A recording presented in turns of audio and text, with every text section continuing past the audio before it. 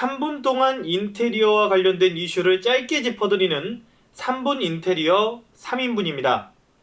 오늘 제가 해볼 이야기는 도배 시공 시 유의할 점입니다. 도배에 관해 주제를 선정하게 된 계기는 2021년 10월 5일자 네이버 지식인의 질문 때문입니다. 자, 먼저 질문을 보도록 하겠습니다. 질문 내용은 아는 분에게 도배를 맡겼는데 여기서 이제 질문자님의 의견으로는 금액을 제대로 지불했다고 하시고요. 상대방도 오케이를 했다. 그런데 나중에 공사가 끝나고 하자가 발견돼서 보수를 요청하니까 하자 보수는 안 해주고 오히려 곰팡이 때문에 추가 작업이 발생했기 때문에 20만 원을 더 주지 않으면 하자 보수를 해주지 않겠다고 하더라. 이거 어떻게 하면 좋겠나? 이런 질문이었습니다. 요즘 도배 정말 많이 하십니다. 도배하시기 전에 정확히 짚으셔야 되는 부분에 대해서 오늘 깔끔하게 정리를 해드리겠습니다. 먼저 첫 번째, 모든 대화와 서로 협의가 되신 부분은 반드시 계약서로 남기시던지 아니면 카톡이나 문자, 통화 녹음, 대화 녹음 파일로 남겨두시기 바랍니다. 인간은 망각의 동물입니다. 내가 이야기했는데 상대방이 기억 못하면 그건 상대방 책임. 이렇게 자기 합리화하셔봤자 분쟁으로 가면 서로 피곤해집니다. 그냥 깔끔하게 공사 빨리 끝내는 게 서로에게 좋습니다. 그러니 내용 남겨놓으시고 공사 이틀 전, 3일 전에 반드시 한 번 더 정리해서 카톡으로 내용을 보내시기 바랍니다. 둘째, 추가되는 비용이나 공정은 반드시 사전에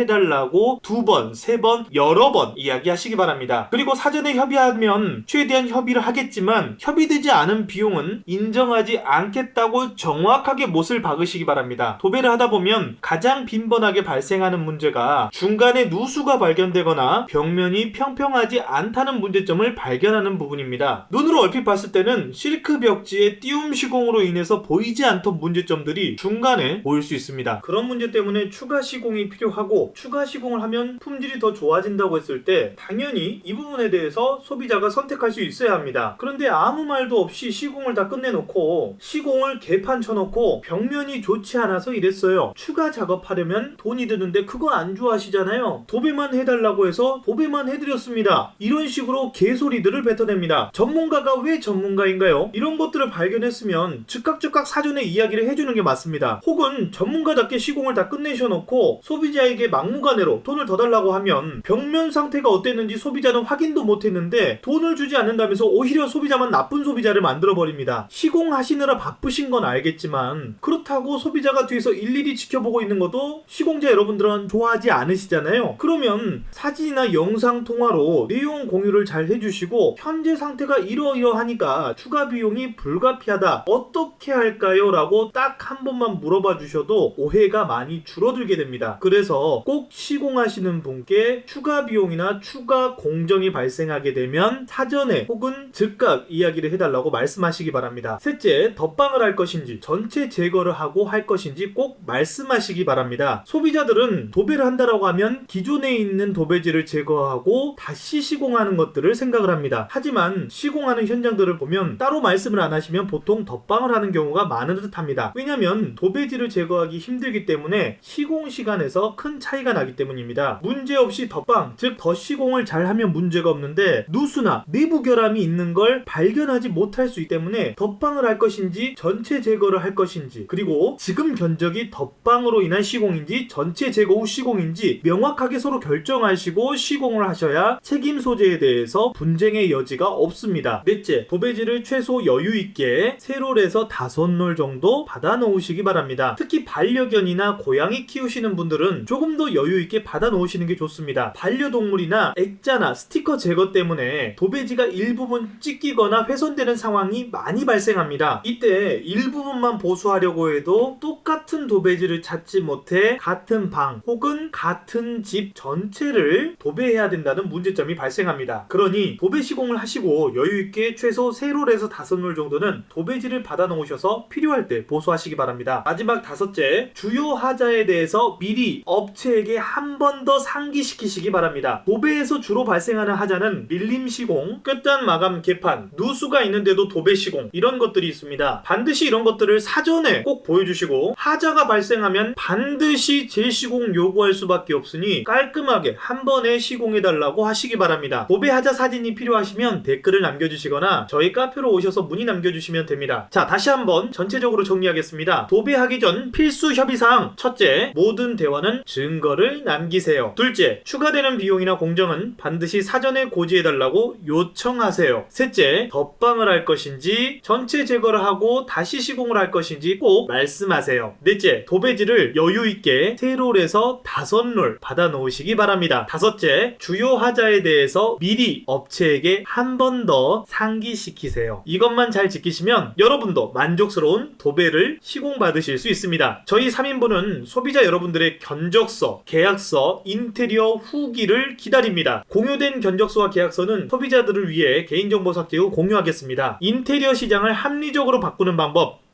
바로 소비자들의 내용 공유뿐입니다.